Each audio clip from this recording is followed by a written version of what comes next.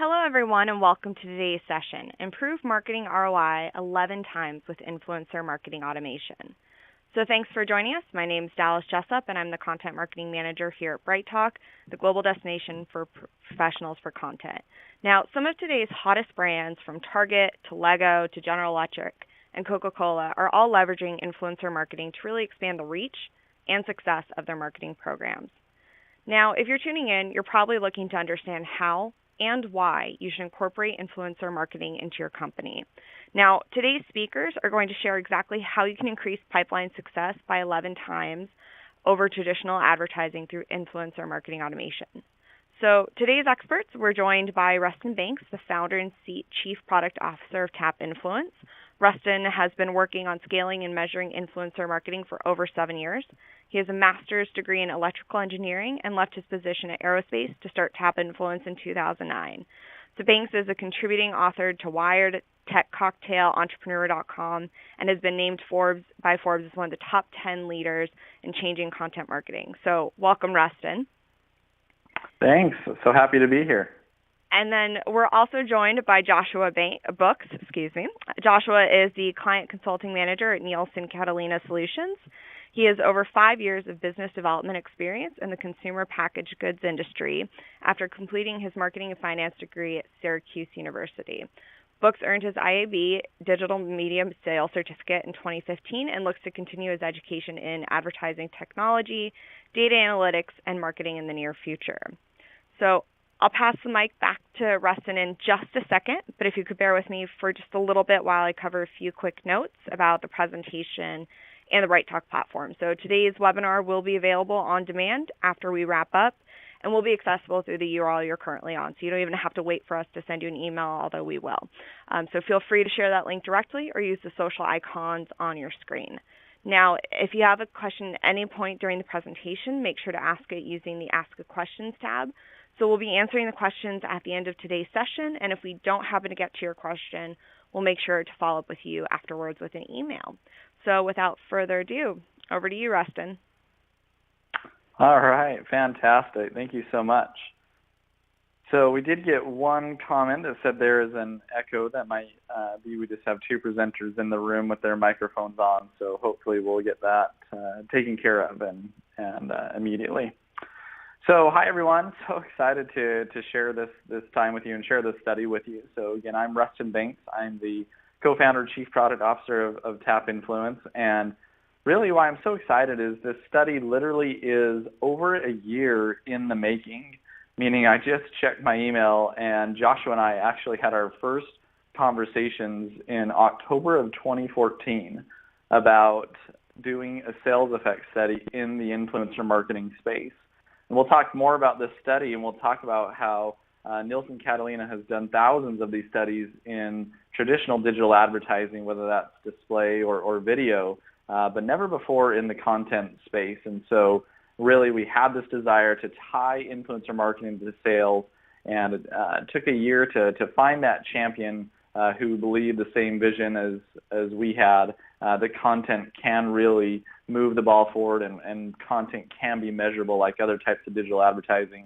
And that was Joshua at Nielsen Catalina Solutions. So the study didn't take a year to run, but it did take a year to set things up and get things going. And we now run these much faster in the future. But this is very relatively recent, so excited to share these results with you. So let's jump in. So before we start, I do just want to share quick 4 things that you need to know about influencer marketing before we get started. And the first thing is that you're in the right place, meaning that searches for influencer marketing grew 5 times in 2015. And they're on the track to exceed that in 2016. So amazing growth as people realize that a content-based solution plus distribution is the ultimate 1-2 punch. And that's what you get with influencer marketing. This is also being fueled by ad block. People now are raising their hands and saying, I don't want to see distractive-based advertising. I want to see advertising and marketing that actually helps me, that gives me content from someone that I can trust, someone that I can relate to. I don't want a brand yelling at me. I want someone I can relate to sharing a good story with me. And then finally, this is why content marketing is such a big priority for CMOs in 2016, the number one priority. So really this whole study stems from a conversation I was having with Disney. And we sat down with Disney and they said, look, we want to move budget into influencer marketing. We want to move big budget into influencer marketing. But in order to do that, we need to know that it drives sales. We need to know it drives sales, just like our TV drives sales, just like our digital advertising drives sales. And I said, well, how do you know that? How do you know that a TV ad is actually connected to sales? They said, well, there's this amazing company called Nielsen and Nielsen Catalina Solutions that helps with that. They're able to track those impressions to the offline sales and actually compare that to that of a control group and actually tell us how effective our online advertising is. So that's when I was hooked, and I said, okay, we need to do this for influencer marketing. And Disney said, oh, you can't do it for influencer marketing. You don't have the scale. You've got to get a lot of scale before you can track these things. And I said, you know what? Digital influencer marketing has really matured to this space where we have customers spending millions of dollars a year through our platform influencer because they know it works. They have their own internal measures. And so Disney was just floored, and they said, wow, you probably can. And that's where Nielsen came in, and I got a chance to meet Josh and talk about how we could apply his solution to influencer marketing. So now Josh is going to jump in and give you a little background on Nielsen Catalina Solutions. Thank you, Rustin. Moving ahead to our slide here, really what the core of NCS, Nielsen Catalina Solutions, what we do is it's a joint venture between Nielsen Company and Catalina Marketing. And what we do is we link what consumers watch with what they buy in a single source, matching what the households see in terms of advertising directly and then what they buy in offline sales. So on the left side, we have the exposure data, or the Nielsen media data here. And this campaign specifically was all digital media. But as you know, Nielsen traditionally also touches other realms, including set-top box data, mobile, which is also sort of part of digital now, radio, and then print, as well as a few others as well. But then what we do is once we capture that exposure data, we anonymize the households, no PII is shared, and then we link that up with the other side, which is the households from the buy data. So we use frequent shopper data or loyalty cards for over 75% of United States households. Our database now, using the Catalina network point of sale information, is up to 90 million households in total. And then we also layer the Catalina stuff with Nielsen HomeScan as well, which is an all-outlet representation of 100,000 voluntary households. And these purchases really go outside of the traditional grocery and pharmacy and convenience store purchases, so things like alcohol, things like health and beauty products, as well as pet food as well. So once again, once we understand the households from both sides, they're anonymized, and then we bring them together in one single source collection of households that, again, connecting the media that people consume with the products that they buy. However, it's not just purchase data, of course, that's going to inform your impression or that how we use it for audience selection as well. But let's go really quickly to review the purchase data on the top two arrows here on the left. So UPC level data, that stands for Universal Product Code or Unique Product Code. And what that is that is a code that comes directly from the manufacturer versus the retailer. So we have any specific descriptor, we have packaging claims, ingredients, etc. But this is the most granular level, the most deep and comprehensive level of information that you can get from a product. And this is very helpful when we're not only doing audience selection, but we're also measuring specific variants, whether it's a new line extension or a product launch. We are able to get down to the deepest and granular level of information there. And then also the shopping habits on the top right. So this goes all into the last 52 weeks. So the full year, we'll get into our methodology in a bit as we go into the measurement study. But again, we look back 52 weeks and we anonymize and match all these households based on their purchase behavior, their shopping habits in the last year. And then above and beyond that, Nielsen really helps us get into more demographic, socioeconomic, attitudinal survey data. And you can see from the left to right here, we're talking about all different types of surveys. I'm sure you've heard of a few of these: Spectra, Prism, Claritas, as well as really important things for households like life stage and lifestyle. So this is all about how they're actually conducting themselves, and we get into that with demographics as well. So size of household, gender, are there children present, their household education, employment type, household income, and of course their race and geography as well.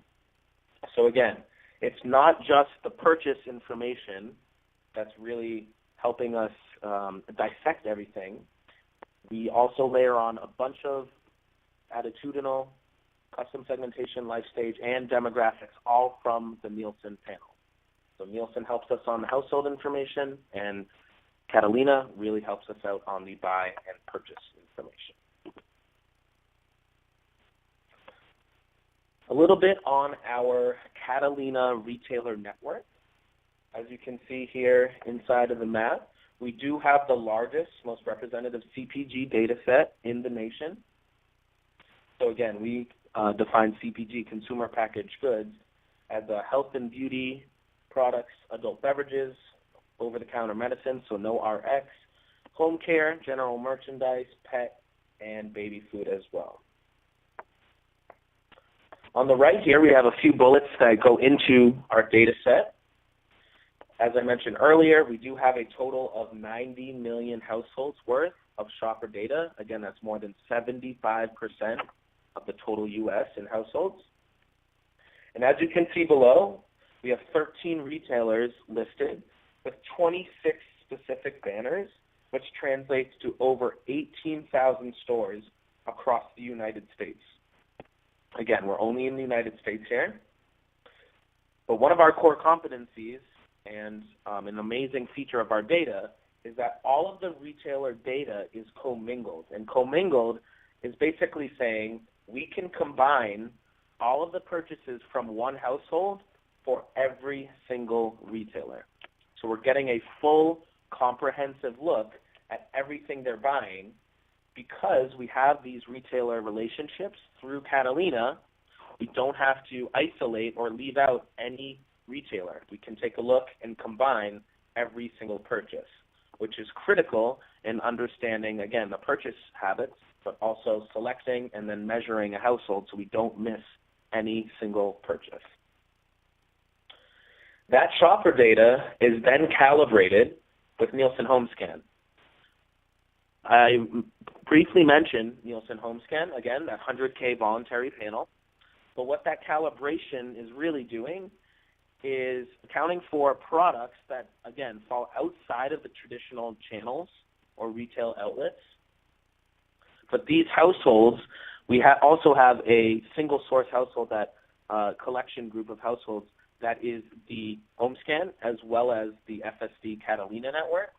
And that is calibrated, basically like an index is created, how they purchase and how they perform outside of the Catalina network. That is added back into that anonymous single source household. So again, we're kind of indexing and getting a deeper understanding and a deeper look as to how they're buying, not only in grocery and traditional channels, but in other ones as well. So all of this information, again, it comes right from the cash register, as Catalina is historically known for their couponing. So we get daily purchase logs. Again, it goes back 52 weeks in real time. It's a rolling 2 years. We have 2 years worth of back data, and we're able to access 52 weeks in terms of audience selection. And then again, our matching methodology for measurement, that looks back a full year as well. UPC level information. We already reviewed this quickly, but again, this is the most granular level of a product. So the reporting out on it compared to SKU, stock keeping unit, UPC level information It's much deeper, and we have over 2.2 million total UPCs in our collection and database. And then again, we have that 2-year history, so we can look back 2 years, but in terms of methodology, it is 52 weeks in measurement. So again, 2 years of CPG purchases really helps eliminate other factors that I'll get into in our methodology, but it's we found, again, with the 52-week looking back, that is the most effective way to only isolate advertising exposure. We have a quick question here before I move on. How are you collecting this data of shopping habits? Yeah, so the home scan panel specifically, that does have multiple surveys. So if you're part of that voluntary panel, you're getting surveyed every single year on a variety of different topics. And then again, the shopping habits, when we're collecting that data on the Catalina side, that comes from the actual loyalty card. So when you're swiping your card and you're making a purchase, that frequent shopper card, that information, of course, has your household address as well as linking with other third parties that we use for matching agents as well. And then we have one more quick question before I move on. What was the daily purchase log? So again, that's just referring back to the cash registers and the Catalina network. So the data that we are receiving gets updated daily, and then it goes into our system. It takes about a week lag to get that information as well. So again, that goes directly from the Catalina, the point of sale, the cash registers, into our network, and it's updated basically daily. So it looks like we answered those few questions, and now I'm going to pass it back to Rustin, and he can briefly talk about the methodology, and then we'll get into the exciting stuff, the results, and the performance. Awesome. Thank you, Josh. So again, the title of this webinar is Driving Influencer Marketing ROI through Automation. And the bottom line here is that Nielsen Catalina Solutions has built this ingenious system where they can track the online activities of people who view content online and track that back to their point of sale purchases for CPG and food brands, like Josh said. This is so exciting because at the end of the day, what everyone cares about is how is my marketing or advertising driving sales? And Nielsen Catalina has solved this problem, and again, they've done it thousands of times in the traditional space, and this is the first time ever in the influencer marketing space. So first, we're going to walk you through this study that we did with a Fortune 500 food brand, and then we're going to show you how they got the results. We're actually going to peel away the secret, if you will, and give you the secret sauce of how they got these results. So let's jump into the methodology. So here's what we did. Again, we partnered with this Fortune 500 food brand, first ever influencer marketing sales effects study. First time ever done in this space and showing the results to you today. So what they did is the customer went into our software, and we'll talk about more how this works later, but essentially there's a marketplace of 45,000 registered embedded influencers. And they chose 258 of them, fitness and food influencers, to create content on behalf of this brand. But the key here is that they didn't choose them looking at their profile, their reach, or their rate necessarily. They chose them based on some performance data that we gave them inside of our software and some audience data that takes all those things into account. And I'll talk to you more about that later. So then they went in and they asked these 258 influencers, and then this is influencer marketing, right? So for those of you new into the space, influencer marketing is simply working with online influencers to create content on behalf of your brand together. And so they simply asked the influencers to create a recipe or a story around Meatless Mondays. And this was during the football season. So it could be a football party with meatless appetizers, could be a Meatless Monday recipe, could be a family gathering around a Meatless Monday night event. And then they had a very simple assignment, meaning all you had to do was include the product inside of the content. And whether that was a product shot, whether that was in the ingredients list, they left a lot of creative freedom up to the influencers. And in this case, it was long-form based, meaning it was blog post based. And of course, everything was fully FTC disclosed, meaning that it was disclosed that this was sponsored content on behalf of the brand. So again, this was long-form content based, meaning that the branded content lived in those long-form posts, but then the influencers shared that content out via their social networks. So they shared them on Facebook, Twitter, Pinterest, Instagram even, and drove traffic back to those posts, but that was all included inside of the cost of working with the influencer. So there was no additional paid distribution on top of this. There were no ads or no Taboola or Outbrain or anything like that driving back to this influencer content. It was all automated by the TapInfluence platform. So this is what our software, one core of what our software does. It does the workflow automation, management, tracking, including the payments and FTC disclosure insertion and monitoring. And then this is how the pixel was automatically inserted into all the content. So inside of our software, you can see on the left, there's a place called retargeting and conversion tracking pixels. And the key there is for long-form content programs, and I should emphasize here that our software does a lot more than long-form content programs. We do video programs, Instagram programs, social assignment programs. But in the case of a long-form content or blog post program, whatever you paste inside of this box automatically gets inserted into each blog post. So in this case, we took the Nielsen Catalina tracking pixel, we made it so that it could live in a content environment, and then we pasted it here so it would automatically get inserted into all 258 different blog posts.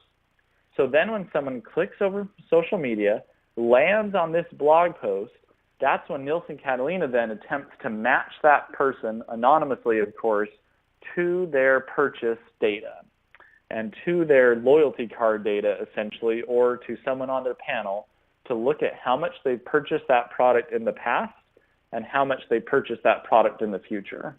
And not only that, but I'll let Josh take over here. This is where the real magic comes in. They actually also compare that to a control group. So I'll let Josh share that. Thanks, Rustin. Exactly. So I think I teased this a little bit, but again, we look back 52 weeks once we receive the exposure data, and we use that exposure data basically with the tracking pixel and using cookies. We utilize Neustar as our matching agent and our third party to, again, anonymize the households, so we don't have any private information, no PII. So all of the data is kept anonymous, but we have in our network, Neustar and our matching agency is able to match the tags, the households that were exposed with those cookies, with the Catalina network of those households and how they are buying. So again, when we look back 52 weeks, we're matching it really on two different types of variables. Again, the first variable is purchase behavior. So that purchase behavior goes all the way down to the specific product. So in this case, the soy milk, right? But we also go up to the category. So how are they buying milk in general? How often? How many times are they going to a retailer? What is their purchase cycle? When is the last time they purchased? As well as other complementary products and taking a look at their purchase mix in that category as well. So that's the purchase information, again, looking back 52 weeks on that household. And then we also, of course, get the Nielsen information and match on the socioeconomic and the household demographics info. So that is the, again, household income, presence of children, geolocation. So we're not going to match a household that lives in Washington with one in Florida. And we're also not going to match a household that has 4 or 5 cats with one that has 1 dog and 2 babies. So at the end of the methodology, that 52 weeks, as you can see, the orange and the red, the test and control groups in the first year, they're virtually identical. But then once the campaign starts, that gap highlighted in the top right, that gap in between the red and the orange, that is the incremental sales. And that gap is really attributed to advertising exposure, because when we look back at that last year, they are matched identically on every single variable except if they've been exposed to the campaign or not. We'll pass it back to Rustin to get into the results there. Awesome. So this is what really sold me when Josh told me about this, because everyone's big complaint was, well, if you're doing these sales, how do I know it was my marketing that drove these sales? And the great thing about having that control group is it gets rid of all those effects of any other in-market advertising or any other seasonality that takes place, and all you're looking at is really the isolated effect of the influencer marketing. Everything else should be averaged out and should be taken care of with that control group, which is amazing because everybody knows that you don't want to spend marketing on sales that were going to happen anyway. You only want to spend marketing dollars on those incremental sales. All right, so I was hooked, and we said, let's do this study. So we ran the study, and here are the results. Well, first off, I'll get into the details. So we definitely learned that exposed people purchase more, and significantly more. And we'll get into exactly what that means here in a second. This is also a fascinating thing that I learned that Nielsen Catalina could do, is they can actually look at what we call shopping cart share. They can say, well, if they did purchase more of the brand products, these here in blue, and we have had to anonymize here, they can actually break these out into what actual products they were. What did they purchase less of? Maybe it was a competitive product. Maybe it was another product in your brand set. And they can actually look at the shopping carts of the exposed group before and after and compare that to the control group. So I thought that was fascinating. So we did notice that they did purchase more of the brand's product and actually less of the competitor's products or even a private label product. So let's get into that sales lift number. Again, how effective were we at driving incremental sales, or how effective was influencer marketing at driving incremental sales? So let's click here. The first thing before we get into the numbers is know that the great thing that Nielsen Catalina does, they normalize the data down to what are the incremental sales per 1,000 impressions in the case of digital or of traditional or display advertising. So if you were to do a study in display advertising, they would tell you what are the incremental sales per 1,000 impressions of that display advertising. And in this case, it's per 1,000 views of the influencer content. Now, so in this case, the results are this. 1,000 people viewing influencer content generated $285 of incremental sales over the control group. So meaning you take 1,000 people and you sit them down in front of the influencer content, and those 1,000 people over time generated $285 of incremental sales over the control group. And obviously the customer was very pleased with that result, and why? But let's really break this out into what this means. Are the results good? Are these good numbers? What was the customer used to seeing? So again, it's a little different, but we need to understand the difference between an impression and a view of influencer content. Now, in the impression space, what they were used to seeing in their display ads is that they were used to seeing about $16 of incremental sales per 1,000 impressions of display ads in that space. And again, in this case, we're getting $285 of incremental sales per 1,000 views of influencer content. So again, influencer marketing is certainly performing higher on a view than an impression, many times higher, 16, 17 times higher. But also, it can cost more to get 1,000 views of influencer marketing content than display ad content.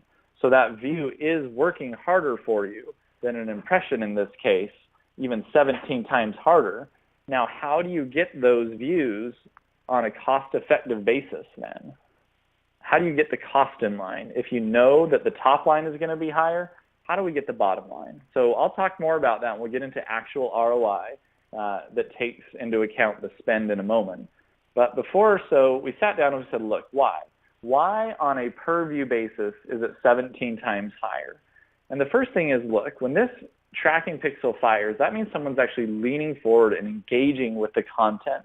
And that means they're truly engaged versus a display ad where that impression pixel may have fired, and that person may or may not have even seen that pixel. In fact, there are some studies that say a vast percentage of display ads are certainly not even in a viewable space. And then the other big reason why is the halo effect. This is the whole promise of influencer marketing. When that person clicked over to the influencer content, they had an affinity for that influencer. They said, I trust this person is like me. And when that person creates content on behalf of the brand, that is an endorsement for the brand. Whether they flat out say that I love this particular product or not, the fact that they're partnering with them to create a recipe that includes that content is an endorsement. That halo effect passes to the brand. And that doesn't happen in the display advertising space, meaning people know that the display ads surrounding someone's content are neither affiliated with nor endorsed by the person creating that content. Okay, so again, we're going to get into the actual ROI here in a moment, but first there's actually a little more to the story. When you're comparing the cost of two different types of marketing campaigns, just note that with influencer marketing, there is no additional cost of content creation, meaning that the costs that we show in the ROI here, they have the cost of content creation included. That's different than, say, a display ad where you might have to pay a creative agency to create those display ads, or maybe a digital video or a TV commercial where you might pay $100,000 for a TV commercial. So just know with influencer marketing, you don't have to pay any more for the content.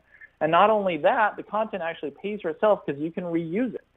So we know lots of brands who actually fuel all their social media content by reusing influencer content. In fact, I know particular brands who've actually fired their whole internal design teams because they found they could get better content created cheaper by reusing influencer content versus having an internal design team create that content and pay for a test kitchen downstairs and all the costs that are associated with creating content. They found influencers could do it better, cheaper. And that doesn't even count that the influencers would then share that with their audience and drive traffic to that content so they don't have to pay for the traffic. Okay, but here's the real kicker. So when Josh and I stopped this study in November, 540,000 people had been tracked as reading that influencer content, meaning that they'd actually gone and navigated to those posts. Then when we look back at the end of February, 1.3 million people had read the influencer content with no additional paid promotion. This was all through people finding the content through organic search, having it keep on getting recycled through Pinterest, etc. This is the value of long-form evergreen content, or evergreen content in general, meaning it lives forever and you can always find it. You can find it with Google searches. Someone will find it in Pinterest, they'll pin it, and then their friends will see it, and they'll pin it, and it can keep on recycling months, years, in fact, even after the content has gone live. And we actually verified that with a historical program that had run for 12 months. And sure enough, here's how many views per month the content got when it went live on the left-hand side of the screen. Then look how many views it gets with no promotion from the influencers at all. Just from the natural organic Google search or Pinterest traffic, it doubled or tripled its impressions in the 9 months after the content went live versus the first 3 months when the content did go live. This is the long tail effect. And this actually happened with our influencer with this program as well. So this is the actual study program. So it actually got more views in December than when the content went live. Then in January, it was doing what we were thought it would do. Then we saw this huge spike in February. And I'm like, what is going on this first week of February? Well, it turns out that was the Super Bowl and everybody was going to Pinterest or going to Google and searching for football parties or meatless football parties. And sure enough, a huge spike in the content without any paid promotion. So this is amazing. So what this means is we showed this to the brand and he said, holy cow, this is the gift that keeps on giving, meaning I just have to pay for this once and I keep getting all these more views. That means that effectively my CPM just keeps dropping, and it keeps dropping forever. It never stops dropping with long-form evergreen content. And in this case, we can actually see, here's its trajectory. The CPM is dropping. Now, when the influencer content was done going high, it's a very high $180. That seems insanely high to pay. But this actually keeps dropping. It has a half-life of 3 months. Every 3 months, that CPM is dropping in half because you keep getting more views that you didn't have to pay any additional dollars for. And by the end of the year, this is going to be and we're tracking to this line or even beating this line in the display ad territory of about a $5 CPM. So think about that. By the end of the year, it's going to cost you $5 for every 1,000 impressions of influencer content, which is very similar to a display ad. But each impression is working 17 times harder for you than that display ad impression. So that's where we get this from, where we've talked about how influencer marketing can drive this kind of ROI. So if the CPM, if the cost decays over time, that means that the ROI actually goes up over time. So this is the actual dollar per dollar return of blog posts only. So this is only blog posts where we could actually track with that Nielsen Catalina tracking pixel, meaning as of February, they knew that if they spent $1 on these posts, they got $3 of incremental sales in return. But again, because they didn't have to spend any more dollars, that dollar was fixed, they kept getting more incremental sales. They kept getting more incremental sales. So by April, they'll be at $4. By the end of the year, they'll be at $20. That's unheard of for this brand. Just for reference, this brand says, well, $2 is good for me. If I can get $2 back for every dollar that I spend, that was a good marketing and advertising program. But if I can get $5, that's insane. $20, unheard of, unbelievable. And here, though, we have an actual tracking proof that that is possible and that is happening. And so this is where we talk about, when we talk about 11 times, how you can get 11 times versus display after 12 months, if you create performance-driven influencer marketing that's evergreen, they'll keep getting all those views, all those impressions well after the content's gone live. And this is how you can get 11 times because that display ad is going to hold static at $2. You don't get any additional impressions. Once the display ad program is over, it is done. Okay. And again, every number I just showed you is blog posts only, where we could actually track with that Nielsen Catalina tracking pixel. There were many more additional views on social. So meaning if someone pins it, it includes the product shop. Their ingredients list will actually get pulled into Pinterest. Someone can absolutely go shopping from this information without ever clicking through to the blog post. So there are many times more, 5 times more at least views on social media than there are on blog posts. We just couldn't pixel those. But that means if you start including social views as well, I'll get into that in a little bit, it could be insane, the ROI here. So again, we think we're being conservative tracking blog posts only when really there's 5 times as many views on social. And of course, it's immune to ad blockers because ad blockers don't block content. They only block ads. Okay, well, let's dive in to the count. There are fantastic questions rolling in, but we'll get through this one last section and then we'll answer some of these questions. So let's actually reveal the secret sauce then. How did they get this performance? So is this just all influencer marketing? Did they do something special? Well, look, we've found that there's really 2 keys to getting influencer marketing performance. One is getting the right influencers at the right rate, and 2 is asking them to do the right thing. Now look, with this program, there wasn't anything special about what they were asked to do. It was simply create a story or a recipe that included the brand's product. There was nothing special that they asked them to do. So here's the key. It's all in the influencers that you select. And in this case, a lot of times people will just select influencers based on who that influencer is, what their following is, and they'll call them up and say, well, how much do you charge to do a brand partnership? And they might say $1,000. And say, well, you have, 500,000 followers. Okay, maybe that feels right. We found that people got that right only about a third of the time. Meaning if you're doing it, selecting your influencers just based off their profile and their reach, you have a 30% chance of partnering with the right influencer. So what we did is layer 2 other levels of performance on top of that influencer. We put a performance data layer and an audience data layer on top of that influencer. And so what this looks like is now, so this is a view of our marketplace. Here you can see all the influencers. Again, there's 45,000 registered embedded influencers.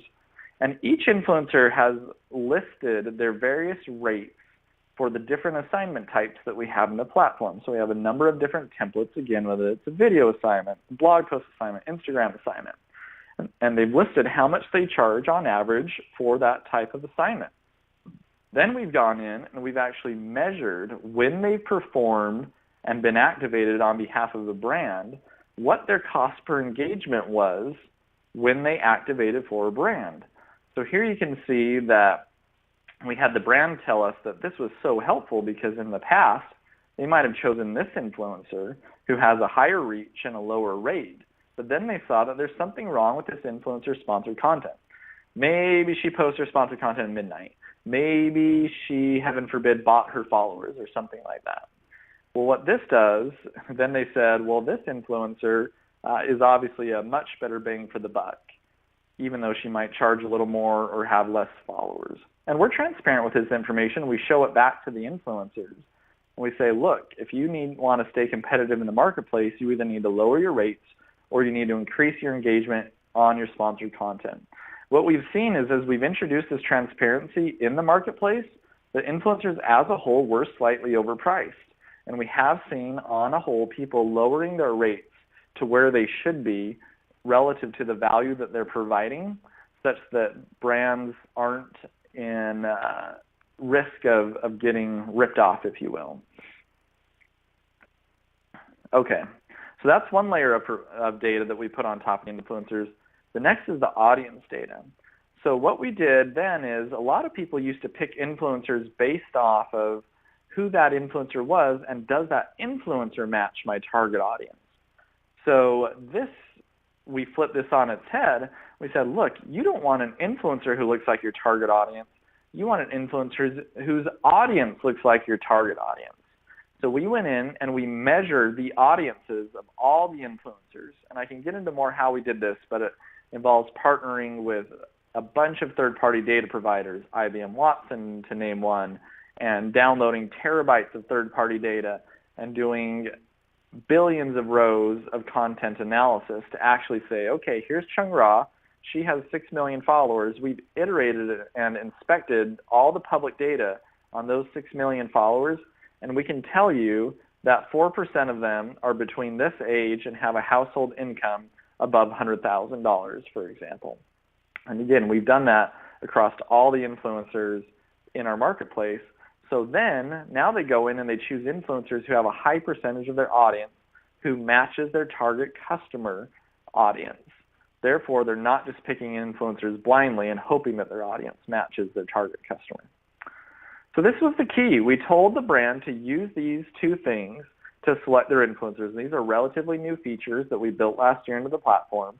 And we found that the performance, since they've been using these things, and this has been verified by our other customers as well, that their performance has been about 3 times higher on their program since they started using this data, meaning that their cost per engagement, their cost per view is about 3 times higher, and therefore their ROI that follows this is 3 times higher as well. This is based, again, on auditing their programs since they've started using this data and afterwards.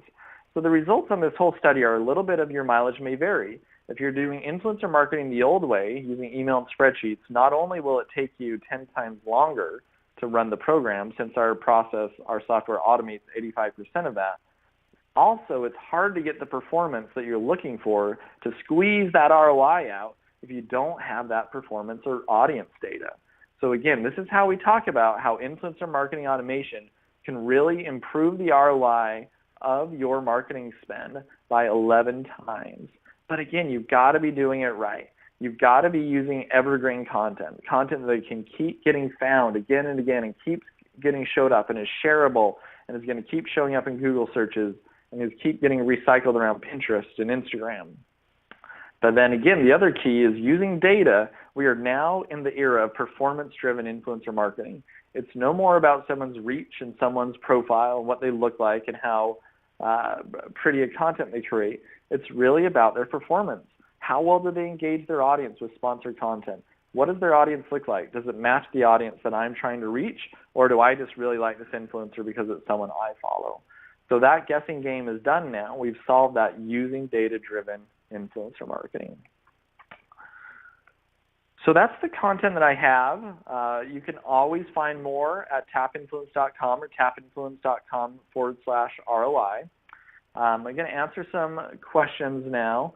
and we'll jump into that portion. So if you do have any questions, go in. It looks like we've already answered a few of them, but feel free to type them into the to the chat window now. Let's go turn it over to Becca, who's going to help us with that.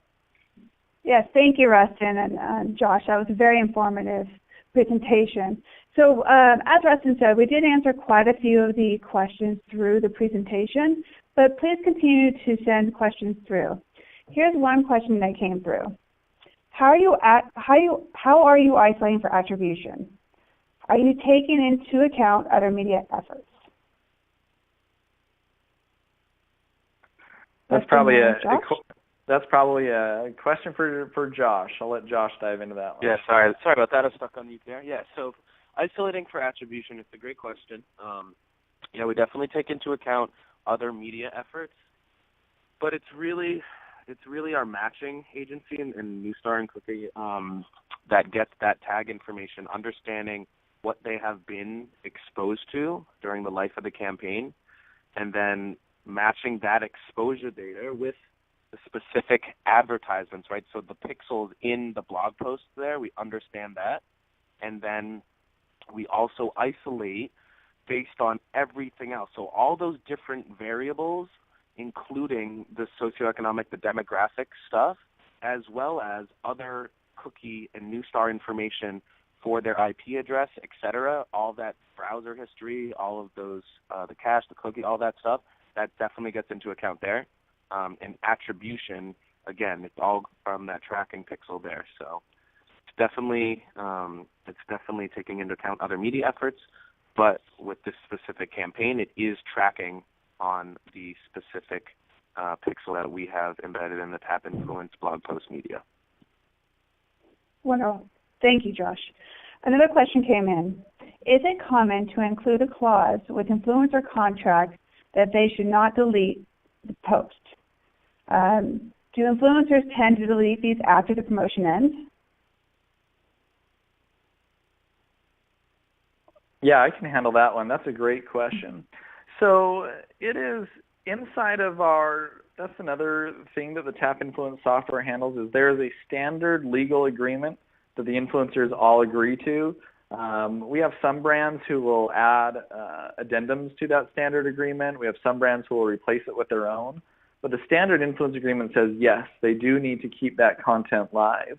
And really, most influencers do want to do that because they want all the additional traffic from it. They want people going to Google and searching for that for that content and coming to their site. So we really do see most influencers want to keep that content up and don't have a problem deleting it, but it would be against their contracts if they did, for some reason, delete that. It's a good question. Terrific. So keep the questions coming through. We've got a few more minutes within this webinar, and we're happy to answer them.